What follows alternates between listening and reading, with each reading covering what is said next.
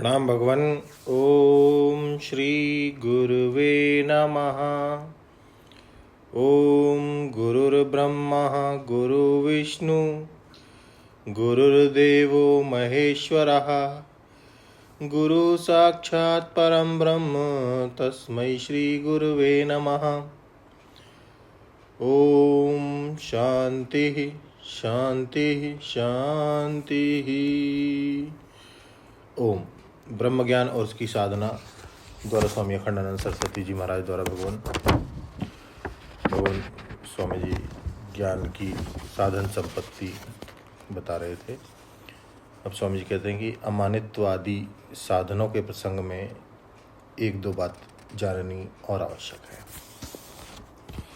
स्वामी जी कहते हैं कि श्री रामानुजाचार्य जी महाराज इस प्रसंग में ऐसा कहते हैं कि जब पहले क्षेत्र का निरूपण किया गया तो क्षेत्र और क्षेत्रज्ञ ये दो विभाग कर दिया गया। क्षेत्र में महाभूत, अहंकार, महातत्व, प्रकृति, 10 इंद्रियां, मन, विकार ये सब गिनाए।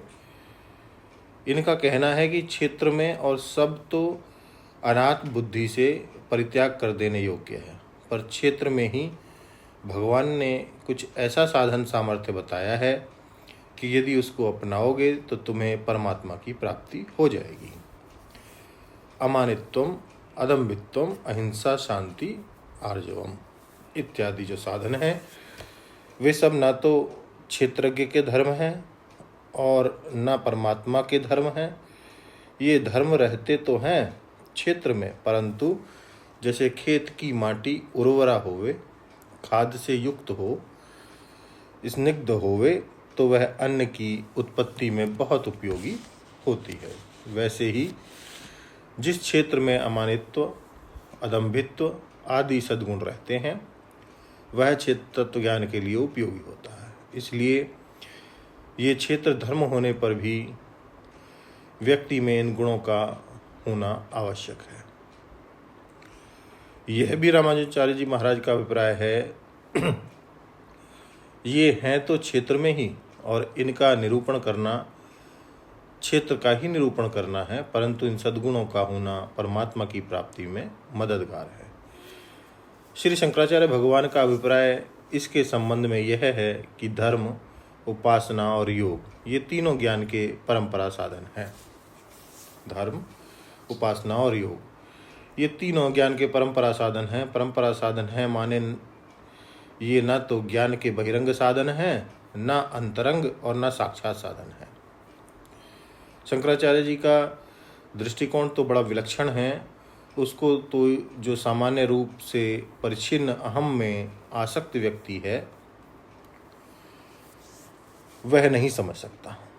धर्म परिच्छिन्नता का आभूषण है, माने वह एक अंतःकरण से पाप वासना के को धोने में और पुण्य वासना को जागृत करने में सहायक होता है और अंततः अंतःकरण को शुद्ध करता है। पर धर्म होता है वस्तु अथवा क्रिया के द्वारा, इसलिए बहिरंग है। उपासना में यह विशेषता है कि वह वस्तु या क्रिया प्रवण नहीं है, वह ईश्वर प्रवण है।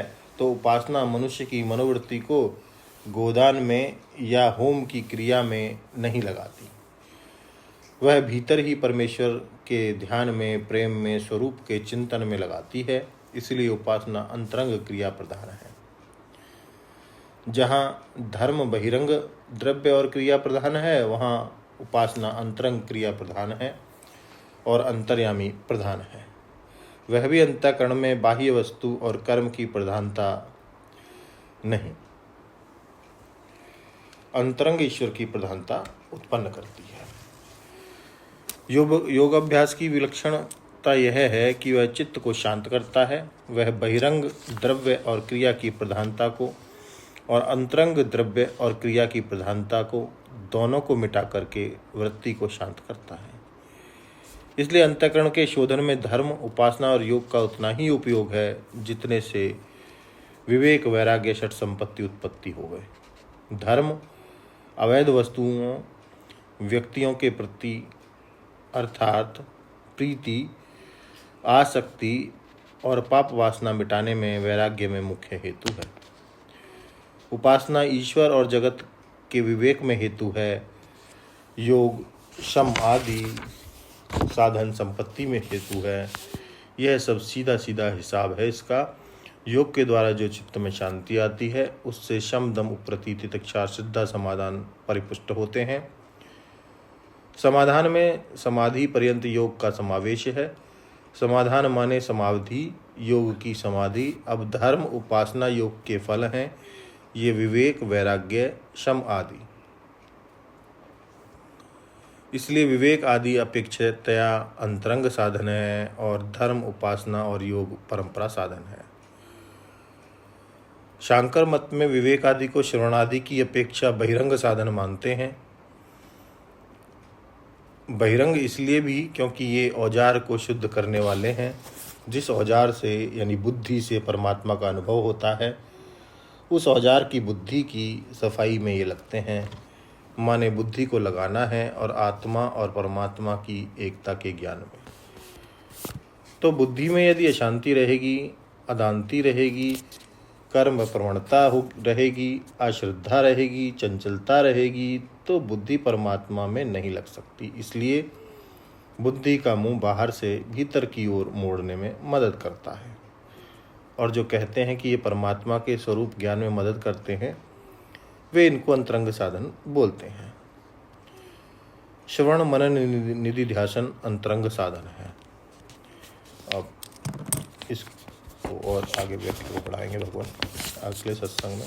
ओम शांति ही शांति ही शांति। प्रणाम भगवान।